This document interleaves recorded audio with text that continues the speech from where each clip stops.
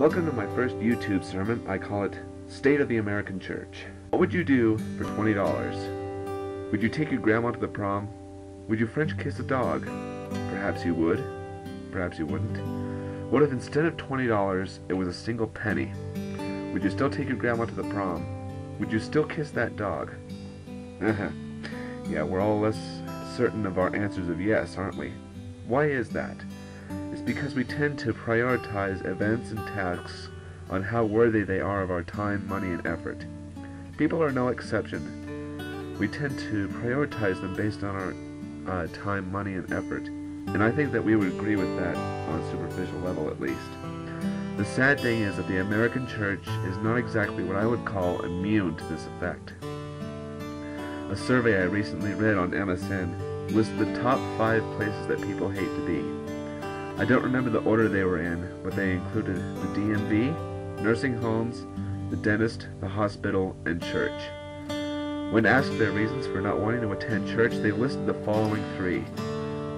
Judgment, as in they feel judged when they go there, self-righteousness, and hypocrisy. Now allow me to explore each of these 3 reasons, if you will. I think you would all agree with me on a superficial level that it's human nature to look at everyone's outward appearance and come to a conclusion based on what you see without even so much as shaking a person's hand. Did Jesus do this? No. He spent time with people, digging into their lives, not caring how they dressed or what they looked like. Can we honestly say that we do that in the church today? We all talk about how each person is a unique creation made in God's image. Yet, do we treat people like that? The answer, sadly, is no. Many of you who have known me for over a year know that I always felt rejected by the church. Now, some of this, I would say a lot of this, is due to the wall I had around my heart back then. But at the same time, from my point of view, the ministry of the church was tailored to those who had no loneliness issues, tailored to those who fit in effortlessly. From the first time I set foot in the doors of a church, I was judged and categorized. Look at me and tell you what you see on the surface. Actually, strike that and I'll tell you what you see. You see a stocky, balding geek who shares his opinion even when it's not popular. Yet those of you who have taken time to reach into my life, you know who you are, know that there's more to me than that. It's kind of like what Shrek said. You know, people have layers like onions. Yes, I know he said ogres, but we're people, not ogres. Or so we think. Instead of judging people, how about trying to peel those layers away? You'd be surprised how many people want those layers peeled away. Get to know people who come through those church doors and they may not feel so lonely. Sorry, I have a little bit of a cold here. When I was a freshman in high school, a friend of mine from middle school committed suicide. You may be thinking that I'm taking this from the movie To Save a Life, which I recommend over Avatar, by the way. But I'm not. It's amazing how true to life that movie is. He was kind of a nerd like me, and thus also felt like an outcast. I remember that he came into church once, and that was right before he took his own life. Nobody took the time to get to know him. He was looking for answers, and obviously he didn't find them in the church. What does that say about a body of people that claims to be so welcoming? What has happened to grace? Is there no grace in this world anymore? Many people only believe that someone is made in the image of God so long as they remind them of themselves. Jesus says in Matthew 7:1-3, "Do not judge so that you will not be judged. For in the way you judge, you will be judged, and by your standard of measure it will be measured to you. Why do you look at the speck that is in your brother's eye, but do not notice the log that is in your own eye?" He's saying that when you judge another human being, you're judging God himself.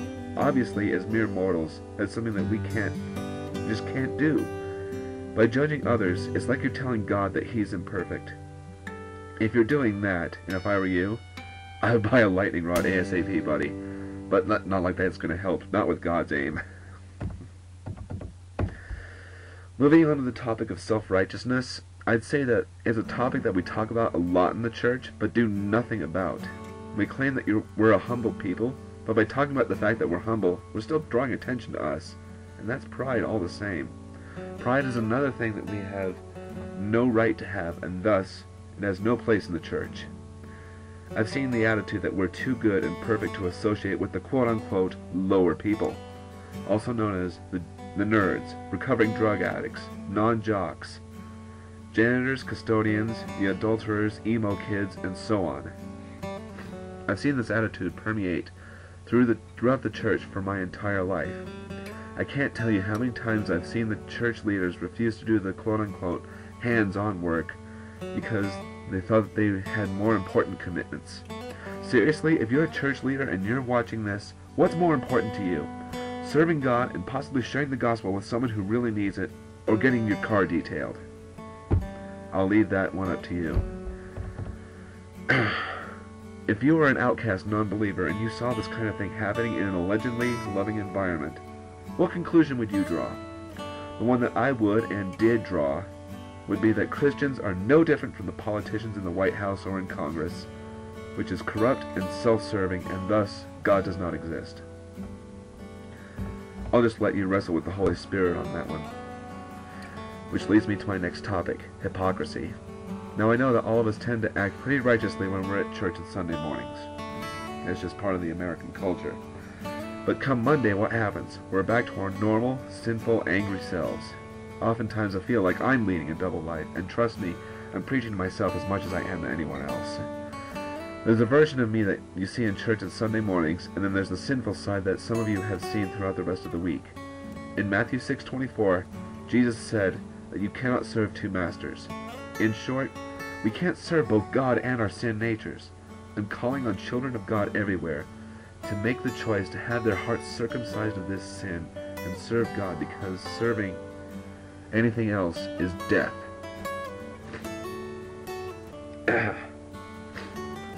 In simpler terms, we need to start practicing what we preach. Again, imagine it from a non-believer's point of view. If they see someone claiming to follow God, but doing their own thing throughout the rest of the week, then that tells them that these people are faking it all, and thus God is not real. I know that seems a bit extreme, but that's the conclusion that they'll eventually draw. In their hearts, maybe not consciously, but in their hearts, yes. What kind of witness are you setting, even in relatively small things, such as leaving tips at restaurants, or even just being polite to strangers? Again, that's another one that you need to figure out on your own. Another area that we in the American church tend to be hypocritical in is our outreach efforts. How much time do we in the church spend each week ministering to the world? Not very much. I mean, oftentimes, when I visit youth groups of various ages, junior high, high school, college, etc., there's far too much emphasis on fun and almost no outreach to those who have not heard the good news of Jesus Christ, or have heard it and yet not had it touch their lives. Now, I believe that fun certainly has its place in the body. I mean, God created fun for us to enjoy. That much is obvious. But like so many things, it can become an idol, and ergo become more important in our hearts than ministry. This is something that just can't be allowed. Yep. Those of you who know my story know that I struggled with depression and loneliness throughout junior high, high school, and college, and have survived 3 suicide attempts. Would those attempts have happened had I had someone reach out to me in those days? Maybe, maybe not. I think it was God's will that I should go through that, but at the same time, my point is that when it comes to many churches' youth ministries, they're very, very ignorant of the spiritual warfare that's happening around them. You see, contrary to popular teaching, we are in the middle of a huge spiritual war. Many leaders like to shift the focus away from this and talk about things that make us feel all warm and fuzzy inside. They fail to realize that life is not a sitcom, but a war. This is not, Home Improvement or The Office, but this is, Pearl Harbor, Saving Private Ryan, or the Battle at Wolf 359. For us Trek folk to relate, by the way. Sorry, I just had to sneak that little bit in there. We have the message to save lives. Save the lives of kids who are out there killing themselves. And here we are playing Halo, sipping fancy coffee in a comfortable Starbucks, or playing basketball in a church gym. I think God's telling us to get off our behinds, screw our cliques, and reach out and love people. On that note, our time is up, and so I'm just going to say good night, and God bless.